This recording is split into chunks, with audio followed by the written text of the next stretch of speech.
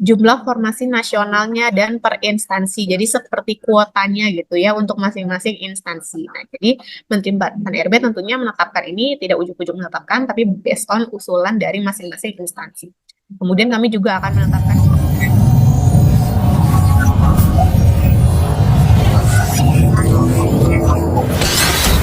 Selamat datang di channel ASN Amawak.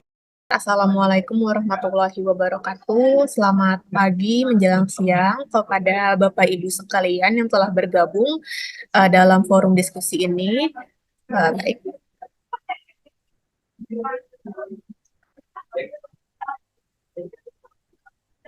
Baik, izin perkenalkan, saya dengan Isti, selaku analis kebijakan dari Unit Asisten Deputi Perancangan Jabatan, Perencanaan dan Pengadaan SDM Aparatur. Nah, dalam hal ini mungkin saya beserta Mas Emir gitu ya, nantinya kami akan berdiskusi, memandu jalannya diskusi. Nanti juga dipersilakan jika Bapak Ibu yang akan mengajukan pertanyaan terkait perencanaan kebutuhan pegawai ASN. Ini terkait pengadaan untuk tahun 2024. Baik. Nah, sebelumnya ini adalah profil tenaga ASN berdasarkan sumber dari BKN, di mana cut-off per triwulan ketiga tahun 2023, di mana ada 4,4 juta pegawai ASN. Potretnya adalah 22% di instansi pusat dan 78% di instansi daerah, di mana mayoritasnya ini yang menduduki jenis pengadaannya, jenis jabatannya PNS sebanyak 85%, kemudian 15% di P3K, dengan jenjang pendidikan mulai dari sarjana, diploma, kemudian SD maupun SMA. Memang sebagian besar, 72% ini pada jenjang sarjana. Nah, dari secara gender, 56%-nya adalah wanita, kemudian 44%-nya pria. Nah, generasi sebagian besar 51% berada pada rentang usia 19 rentang kelahiran 1977 sampai dengan 1994 dengan jabatan di mana 8% menduduki jabatan struktural, 54% jabatan fungsional, dan 38% menduduki jabatan pelaksana. Nah, ini berdasarkan data hasil pendataan BKN, di mana tenaga sempat mendata untuk potret tenaga non-ASN gitu ya di tahun 2022, di mana pendataan ini dilakukan pada 595 instansi, terdiri dari 66 instansi pusat maupun 529 instansi daerah. Dan kurang lebihnya terdapat 2,3 juta tenaga non-ASN dengan variasi dari mulai gaji, masa kerja, gender, rentang usia gitu ya, maupun berdasarkan jenis jabatan yang diduduki oleh tenaga non-ASN tersebut. Nah, berdasarkan potret yang ada gitu ya, Kementerian Pan RB mencoba untuk merumuskan arah kebijakan pemenuhan tenaga ASN di tahun 2024. Yang pertama, tetap berfokus pada pemenuhan layanan dasar yang bersifat langsung ke masyarakat.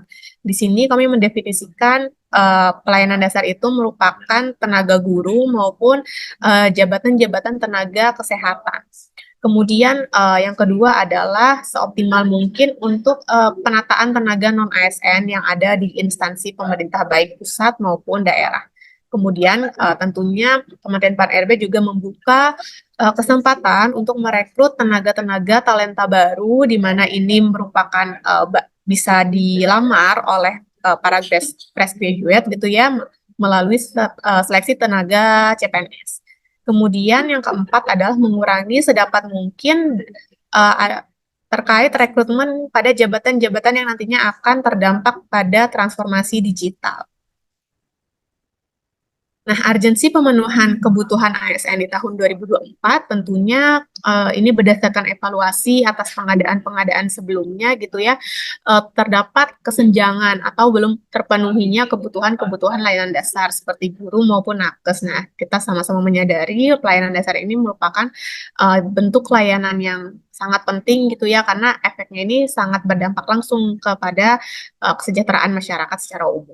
Kemudian yang kedua adalah rendahnya usulan kebutuhan instansi daerah sesuai dengan kebutuhan nasional. Nah, ini kami juga menemukan gap antara proyeksi kebutuhan secara nasional yang dilakukan oleh Kementerian Pan-RB dengan nantinya usulan-usulan dari masing-masing instansi daerah terutama. Nah, ini ada gap gitu ya, kesenjangan di mana berbanding terbalik rendahnya usulan tersebut.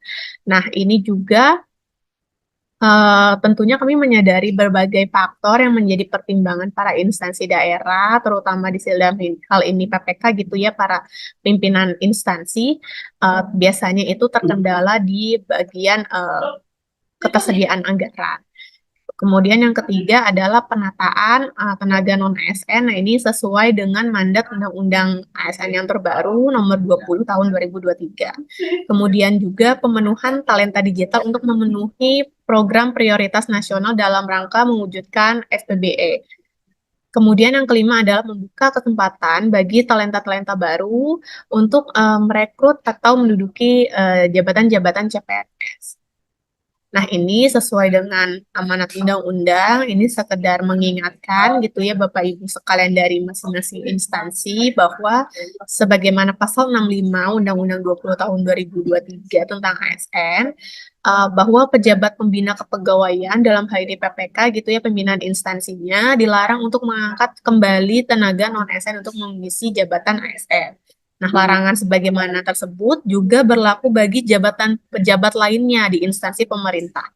Nah, pejabat pembina kepegawaian dan juga pejabat lain tersebut yang mengangkat pegawai non ASN untuk mengisi jabatan ASN dapat dikenakan sanksi peraturan sesuai dengan peraturan perundang-undangan. Dalam hal ini mungkin kalau instansi daerah itu kan sepemahaman kami itu ada undang-undang tentang administrasi pemerintahan daerah gitu ya. Itu mungkin bisa berdampak kepada hal tersebut.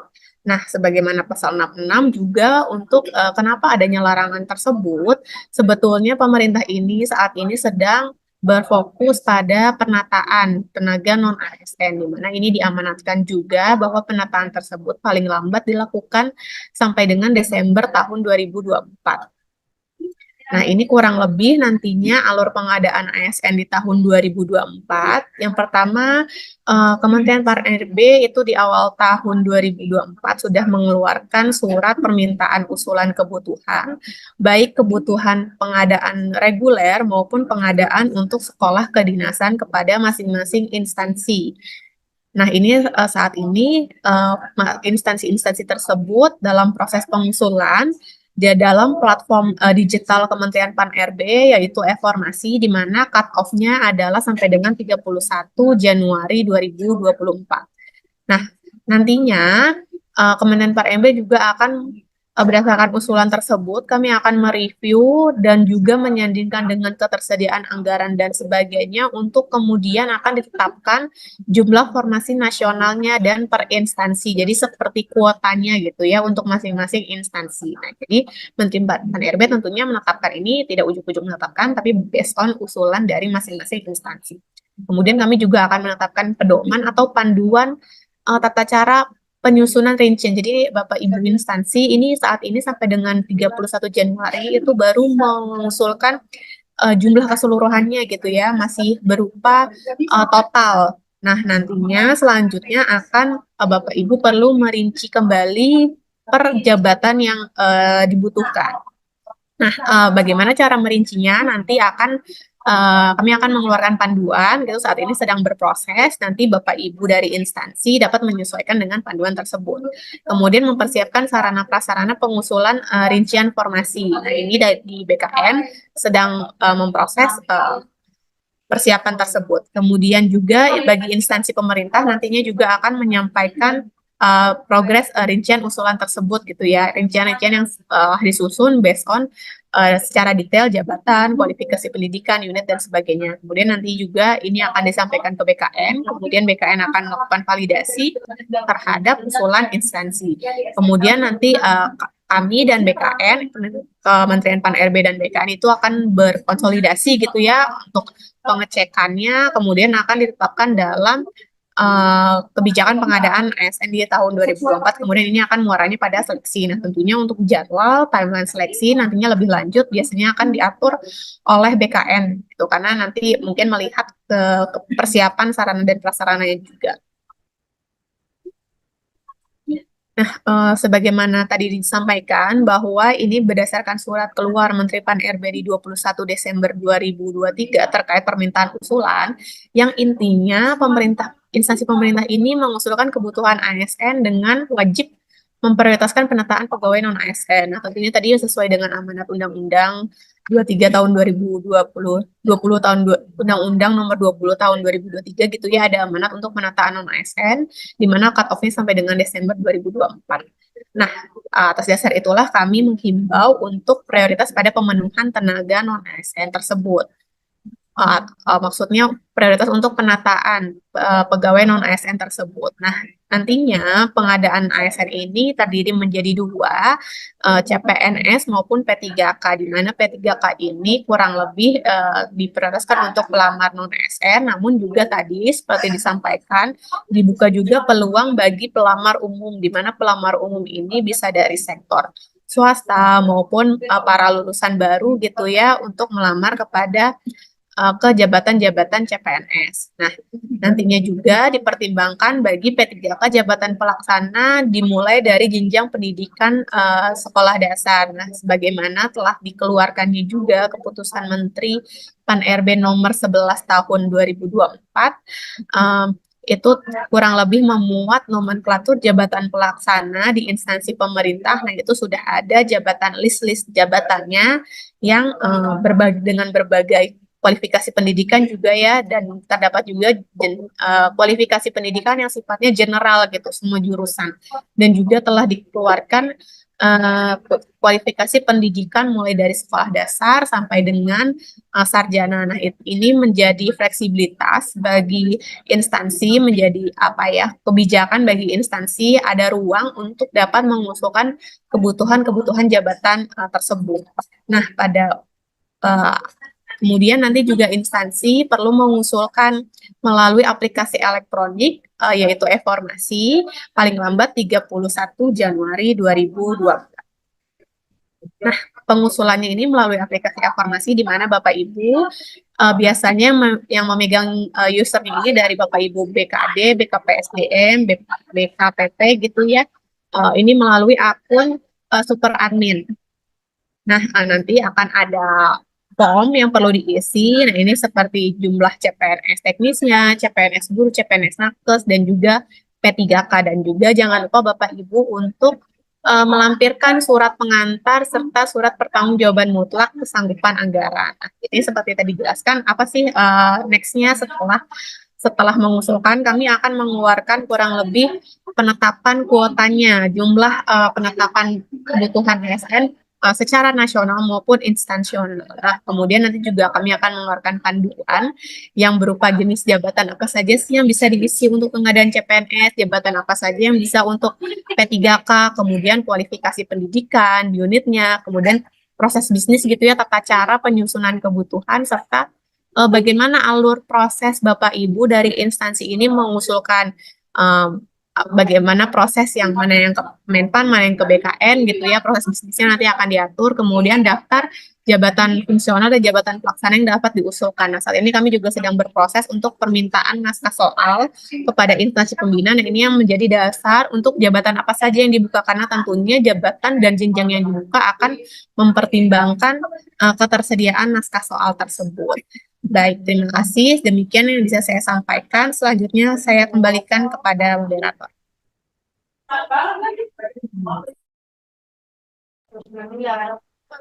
Iya, terima kasih atas paparannya, Risti.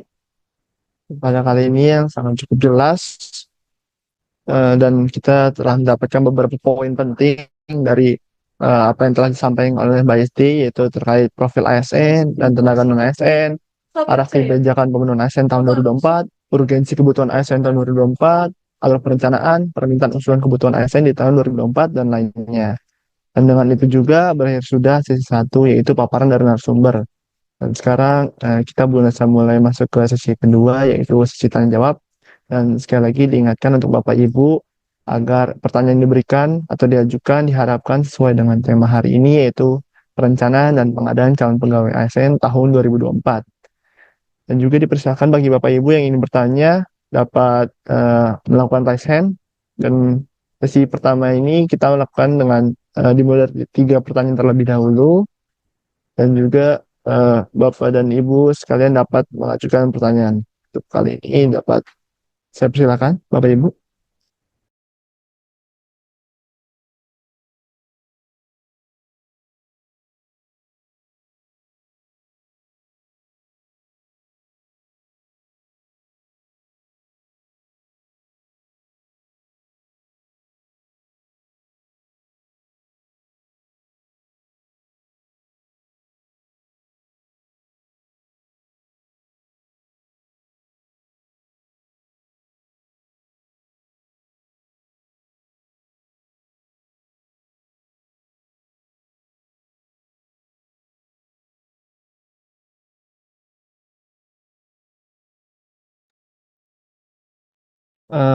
Mungkin kita mulai dari pertanyaan di channel YouTube ya, Mbak Isti.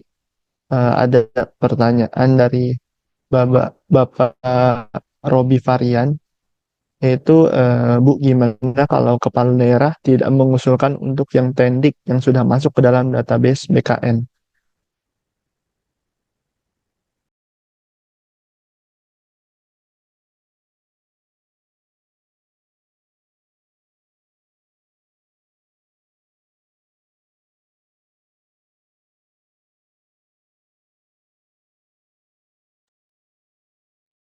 Tuh. Ya, mungkin untuk Bapak Iksan Sani boleh mengajukan pertanyaan. Ya,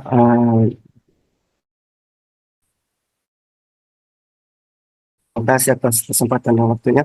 Mungkin yang saya tanyakan ini mengenai kuota untuk tahun ini, apakah yang kuota sebelumnya dibuka di tahun 2022-2023 itu jabatannya masih ada kesempatan untuk dibuka lagi, Mas? Itu yang pertama. Berhubungan kan saya salah satu PPNPN yang sudah 2 kali daftar P3K, namun formasinya itu tiap tahun hanya satu. Jadi lebih kurang dari kebutuhan yang ada. Tahun kemarin juga tahun ini terakhir sempat ikut, cuma malah di UPT saya tidak ada formasi. Jadi saya harus mengambil UPT lain. Apakah tahun ini kemungkinan eh, kotanya akan banyak lagi atau gimana, Mas? Mungkin itu saja dulu. Terima kasih atas kesempatan.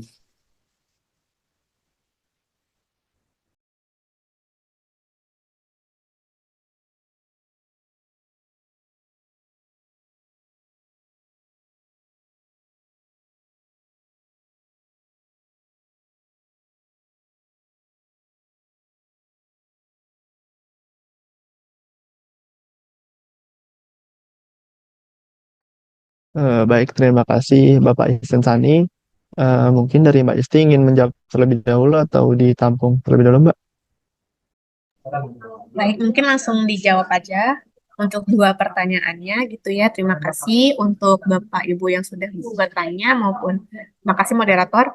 Pertanyaan pertama tadi, bagaimana jika PPK ya, kepala instansinya gitu ya tidak mengusulkan tendik yang terdata di BKN? Nah, mungkin ini bisa kita luruskan kembali gitu ya bahwa yang diusulkan sampai dengan 31 Januari berupa jumlah kebutuhannya.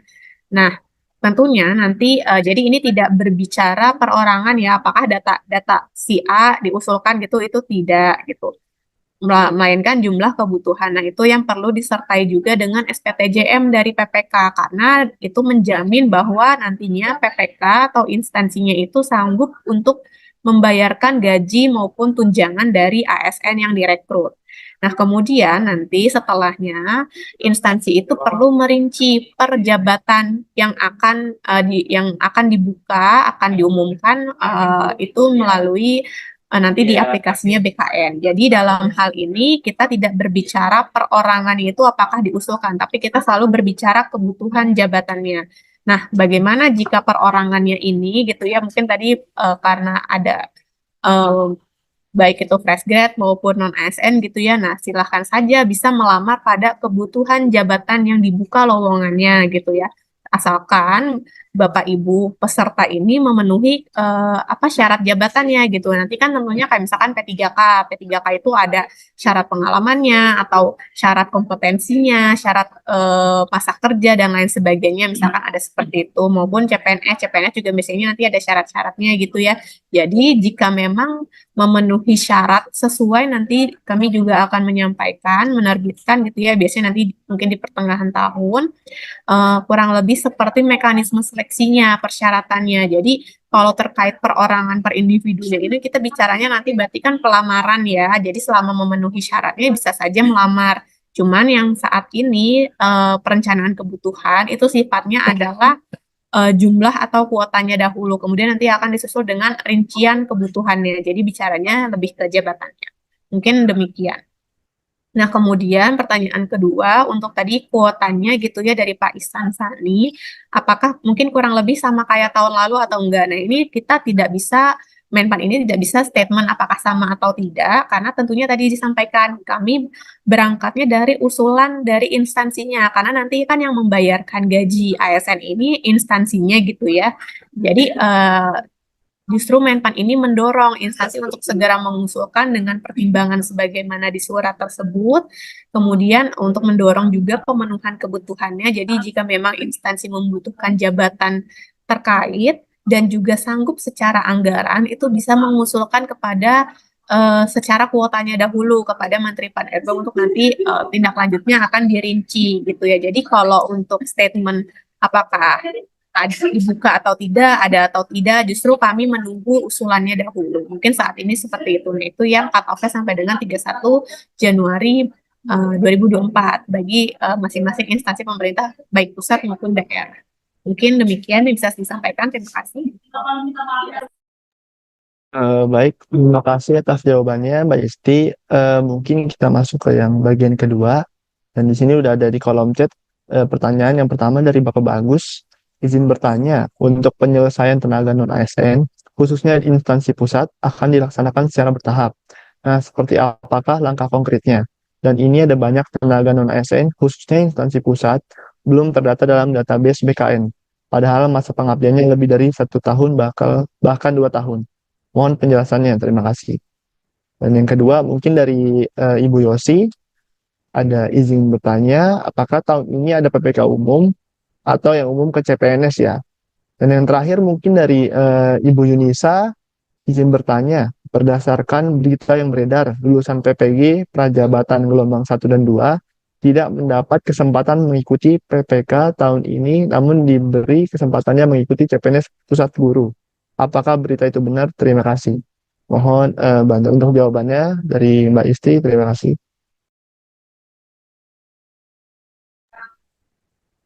Iya baik, terima kasih. Izin untuk pertanyaan pertama gitu ya, tadi terkait pemetaan non-ASN. Nah sebetulnya tadi seperti ini mirip dengan pertanyaan sebelumnya, bahwa pada intinya langkah konkretnya apa, tadi kan sudah diamanatkan di dalam undang-undang gitu ya, bahwa ya kalau penataan tentu ada cut-off-nya, ada timeline gitu, agar segera selesai, karena tidak bisa pintunya ini terus-terusan dibuka gitu ya, nanti ya ini nggak akan jadi concern untuk segera penataannya. Nah, caranya bagaimana? Tentunya Menteri Pan-RB ini mendorong usulan dari instansi pemerintah, karena nantinya sesuai undang-undang yang mengangkat, memberhentikan gitu ya, ASN ini adalah PPK-nya gitu. Jadi Menpan tidak bisa serta-merta langsung mengangkat ASN gitu ya, langsung memberikan kuota, tapi kami sifatnya adalah merumuskan kebijakan-kebijakan tadi ya, penetapannya itu berdasarkan harus ada usulannya dahulu, karena tentunya usulan ini sebagai dasar bahwa memang PPK atau instansinya ini statement gitu ya, bagi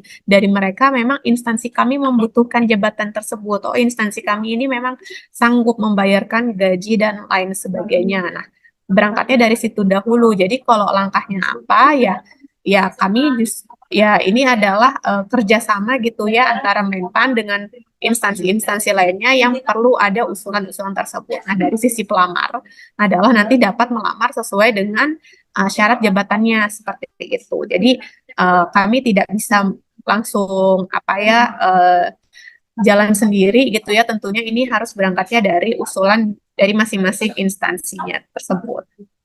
Nah, kemudian tadi apakah tahun ini ada P3K yang dapat dilamar oleh umum? Nah, tadi kalau kurang lebih rancangannya kalau untuk umum dapat juga untuk melamar ke CPNS. Nah, untuk detailnya gitu ya mekanisme pelamaran sebetulnya nanti kami akan menerbitkan baik itu peraturan menteri maupun keputusan menteri yang saat ini sifatnya masih dalam proses penyusunan gitu. Jadi Bapak Ibu diharapkan untuk menunggu gitu ya dari kalau dari sisi pelamar karena ini mungkin sesinya lebih maksudnya tahapannya dimulai dari dengan instansi pemerintahnya dahulu untuk mengusulkan gitu ya untuk merinci kemudian nanti jika memang sudah final itu akan dibuka lowongannya di aplikasi SNC SNBKN kemudian masing-masing pelamar ini dapat melamar sesuai kebutuhan bukan kebutuhan ya sesuai syarat jika memang memenuhi syaratnya kualifikasi dan lain sebagainya itu dapat melamar. Nah, kemudian untuk PPG, nah ini sebetulnya sama dengan pertanyaan yang sebelumnya kurang lebih nanti bisa menunggu dengan mekanisme seleksinya ya Bapak Ibu karena tentunya kami harus melihat karena ini kan kami juga belum mendapatkan data keseluruhan dari masing-masing instansi apakah jabatan tersebut dibuka, apakah soalnya ada gitu ya. Nah, itu kami harus perlu pertimbangan-pertimbangan tersebut. Nanti kalau mekanisme pelamaran dari instansi dari masing-masing pelamarnya nanti akan diatur dengan ketentuan tersendiri. Mungkin saat ini yang bisa disampaikan demikian. Terima kasih.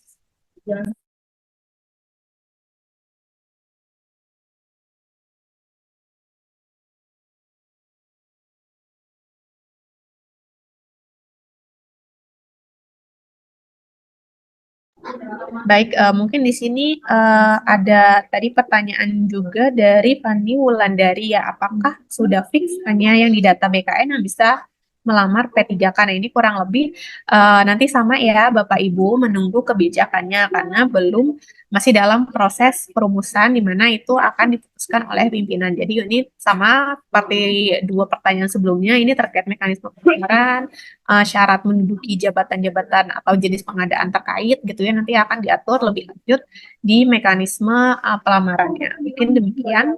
Terima kasih. Baik, terima kasih Mbak Esti atas jawabannya.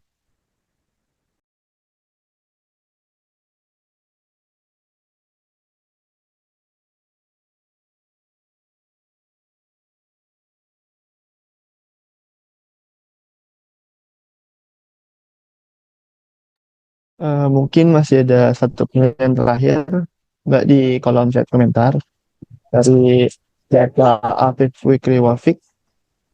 Itu izin bertanya, apakah kebutuhan CPNS untuk fresh graduate S1 talenta digital untuk jabatan-jabatan tertentu mempunyai persyaratan khusus seperti sertifikat, kompetensi, keahlian TOEFL, dan lain-lain? Terima kasih Mbak Esti, mungkin mohon bantuan untuk menjawabnya. Terima kasih. Iya baik. Jadi kalau untuk persyaratan sertifikat nanti itu juga sama akan ada pengaturannya gitu ya.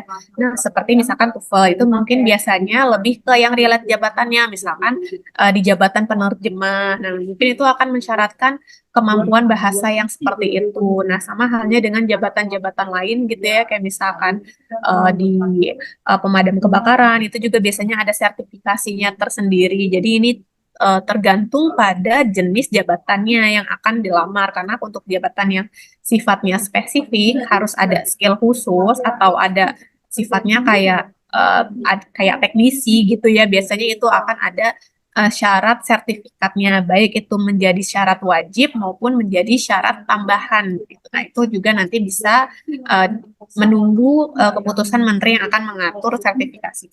Mungkin demikian. Terima kasih.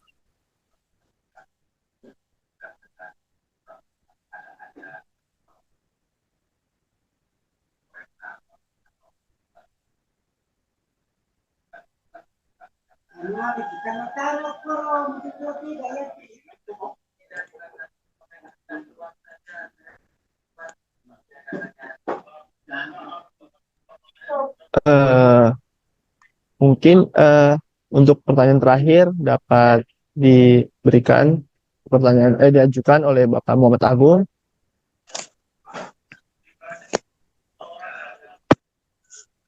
Baik Pak, boleh mengajukan pertanyaan. Pertanyaan terakhir. Siap Pak, terima kasih atas kesempatannya. Izin bertanya Bu, saat ini kami adalah seorang ASN yang bertugas di Sulawesi Barat. Kami rencananya mau lanjut kuliah di luar provinsi atau di luar pulau, mungkin di Jawa. Tapi kami tetap melaksanakan tugas dan kuliahnya kuliah online. Kuliah online itu rencananya di Bali Pak. Di Bali ada kampus di Bali. Kami tugas di Sulawesi Barat dan kami ingin kuliah online di Bali. Namanya itu Universitas Pendidikan Nasional. Apakah pejabat atau atasan bisa menerbitkan tugas belajar untuk saya jika saya berkuliah secara online di universitas tersebut?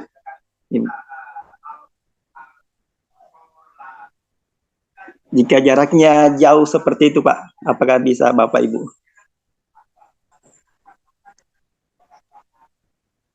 Untuk Mbak Isti mungkin ingin menjawab. Ya baik, terima kasih. Mungkin ini lebih terkait pengembangan kompetensinya ya.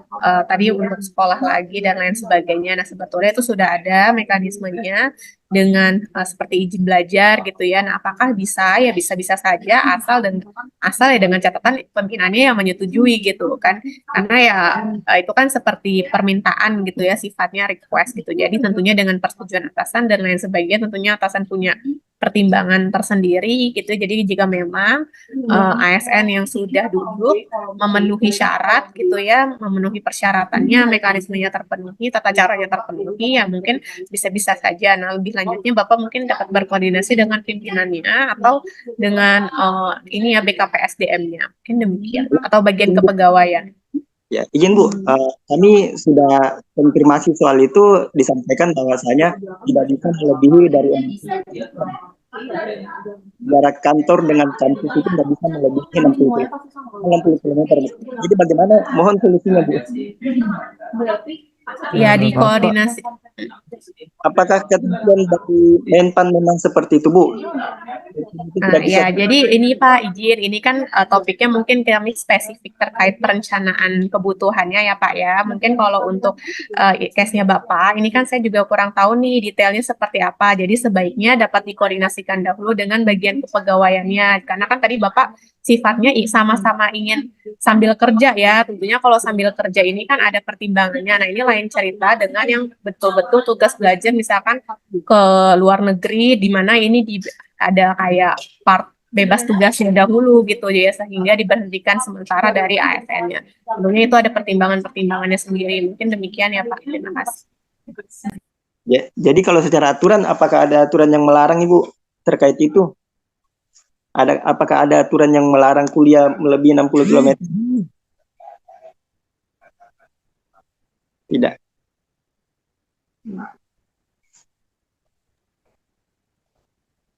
Baik, terima kasih atas jawabannya dari Mbak Isti. Mungkin sudah dapat saya cukupkan untuk kegiatan saya tahun ini. Mohon maaf bagi pertanyaan yang masih belum bisa terjawab dari Bapak Ibu sekalian karena kan terhalang oleh waktu, dan izinkan saya untuk menutup kegiatan pada hari ini, Bapak Ibu sekalian. Dan terima kasih juga untuk narasumber kita pada kegiatan hari ini, yaitu Mbak Isti. Dan juga terima kasih untuk Bapak Ibu sekalian atas perhatiannya pada kegiatan Bisa Tanya Kebijakan Pan RB pada hari ini dengan tema perencanaan dan pengadaan calon pegawai ASN tahun 2024. Dan semoga Bapak Ibu yang hadir melalui Zoom maupun melalui YouTube dapat menerima materi yang disampaikan dengan baik dan sesuai dengan harapan Bapak Ibu sekalian.